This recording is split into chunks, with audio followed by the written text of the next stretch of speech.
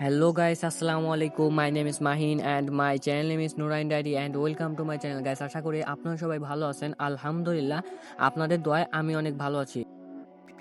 আজ আমি আপনাদের মাঝে ট্যাংরা মাছের দুর্দান্ত একটা রেসিপি শেয়ার করছি। এটা কিন্তু খুব কম মশলা দিয়ে তৈরি হয়ে যায় আর গরম গরম ভাতের সাথে খেতেও কিন্তু অনেক দারুণ লাগে। যারা এই ট্যাংরা মাছের রেসিপিটি খাননি তারা কিন্তু একবার হলেও এই বেগুন আর আলু দিয়ে ট্যাংরা মাছের রেসিপিটি তৈরি করে খাবেন, দেখবেন খুবই ভালো লাগবে। তো চলুন আর বেশি কথা না বলে আপনাদের এই ট্যাংরা মাছের রেসিপিটি মাটির চুলায় রান্না করে দেখায়।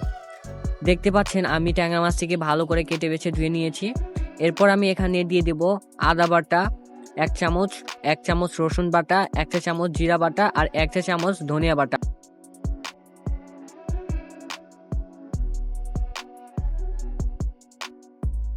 এখন আমি এখানে দিয়ে দেব 2 চা চামচ মরিচের গুঁড়া, 2 চা চামচ হলুদের গুঁড়া আর পরিমাণ মতো সাদা তেল।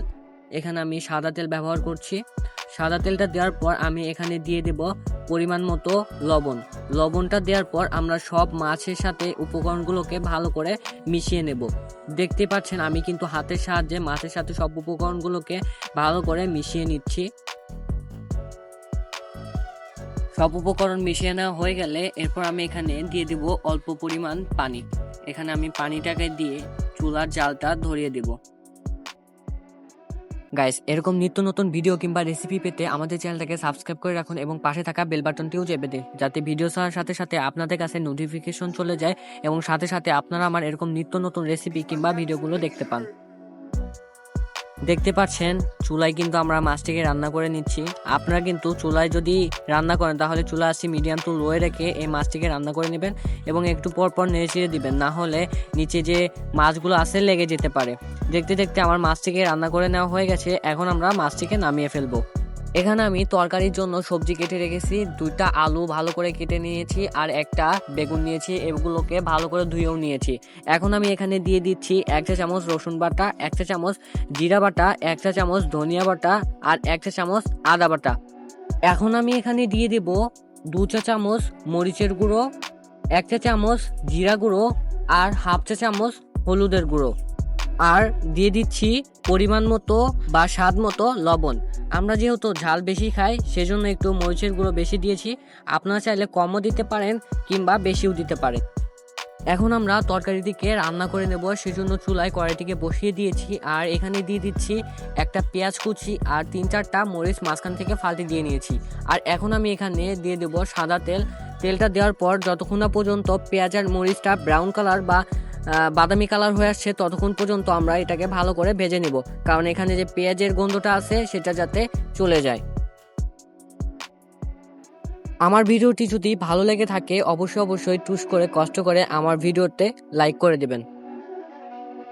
এখন আমি এখানে দিয়ে দিচ্ছি অল্প পরিমাণে জিরাটাকে দেওয়ার পর আবারও ভালো করে নেড়ে চেড়ে দিতে হবে।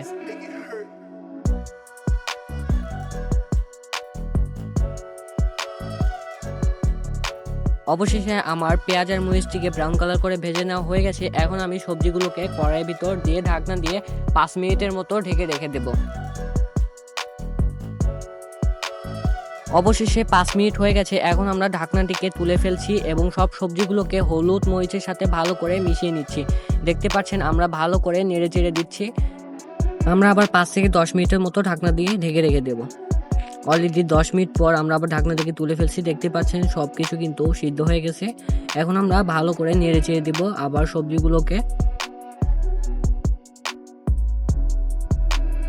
এখন আমি এখানে মাছগুলোকে দিয়ে দেব, যে মাছগুলোকে আগেই ভেজে নিয়েছিলাম সেই মাছগুলোকে এখন আমরা এই তরকারির ভিতরে দিয়ে দিচ্ছি। দেখতে পাচ্ছেন আমি একটা একটা করে সব মাছগুলোকে কিন্তু দিয়ে দিলাম। মাছগুলো দেওয়ার পর কিন্তু আমি এখানে সবজিগুলোকে আবার ভালো করে নেড়ে চেড়ে দিচ্ছি। দেখতে পাচ্ছেন এখন আমি এখানে ঝোলের জন্য কিছুটা পানি ব্যবহার করছি। দেখতে পাচ্ছেন আমি অল্প অল্প করে এখানে পানি ব্যবহার করব তরকারি ঝোলের জন্য।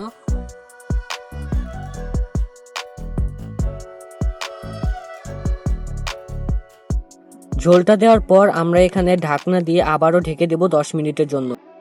10 মিনিট পর চলে আসলাম। দেখতে পাচ্ছেন তরকারিটা কিন্তু অনেক সুন্দর দেখা যাচ্ছে এবং ঘ্রাণও পাচ্ছি আমি অনেক। আপনারা পাবেন না, কিন্তু আমি ঠিকই পাচ্ছি, কারণ আমি ভিডিও করেছিলাম তরকারিটা। যে সুন্দর ঘ্রাণ আসছিল, মনে হয় তখনই খেয়ে ফেলি। দেখতে দেখতে তরকারিটা হয়ে গেছে, এখন আমরা নামিয়ে পরিবেশন করব। গাইস, আপনারা দেখতে পাচ্ছেন তরকারিটা কিন্তু অনেক সুন্দর দেখা যাচ্ছে এবং কালারটাও কিন্তু অনেক সুন্দর হয়েছে। যারা এই ট্যাংরা মাছের তরকারিটি খাননি তারা একবার হলেও এই ট্যাংরা মাছের তরকারিটি রান্না করে খাবেন, সবাই চিটেপুটে খেয়ে ফেলবে। ছোট থেকে বড় সবাই কিন্তু এই ট্যাংরা মাছের তরকারিটি পছন্দ করবে। বিশেষ করে আমার ছোট বোন আছে, সেও কিন্তু অনেক পছন্দ করেছে এই ট্যাংরা মাছের তরকারিটি।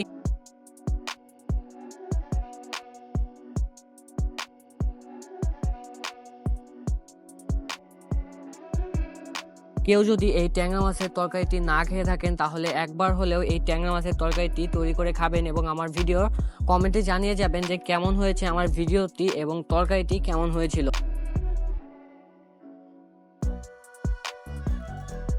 তো আজকে আর নয়, দেখা হবে অন্যদিন আরেকটি ভিডিওতে। সবাই ভালো থাকবেন, আল্লাহ হাফেজ।